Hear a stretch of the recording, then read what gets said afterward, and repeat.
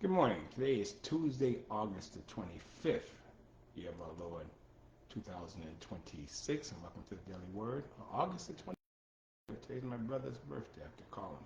He'll be 69 today. Wow. Let me make sure I call him. August 25th.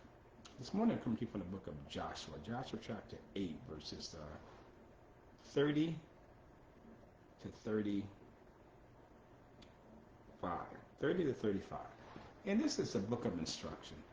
After Moses passed away, he left the helm to Joshua. Now, God spoke to Moses and gave him the book of instruction, the book of law, gave him what we read today as the Old Testament, most of the Old Testament in the Bible. Those are the first few books of the Bible, Genesis and Exodus, when he left Egypt, and Leviticus, the law, and Deuteronomy.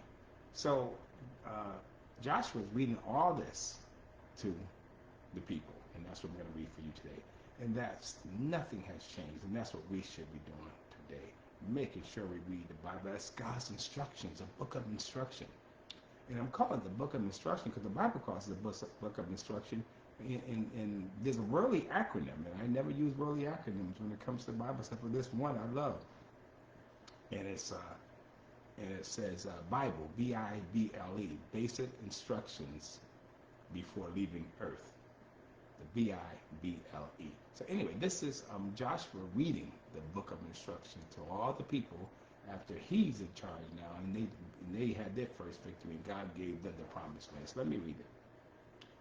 This is in Joshua chapter 8, verse 30 to 35. Then Joshua built an altar to the Lord, the God of Israel, on Mount Ebal. He followed the commands that Moses, the Lord's servant, had written in the book of instruction. Make me an altar from stones that are uncut and have not been shaped with iron tools. Then on the altar they presented burnt offerings and peace offerings to the Lord. And as the Israelites watched, Joshua copied onto the stones of the altar the instructions Moses had given them. Then all the Israelites, foreigners and native born alike, along with the elders, officers, judges, were divided into two groups. One group stood in front of Mount Gerizim and the other in front of Mount Ebal.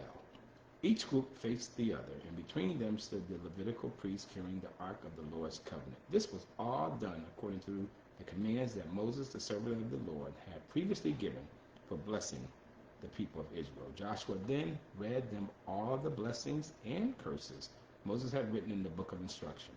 Every word of every command that Moses ever given was read to the entire assembly of Israel, including women and children and the foreigners who lived among them. Wow. And we need to continue that today. God bless you. God willing, we'll see you again on Wednesday.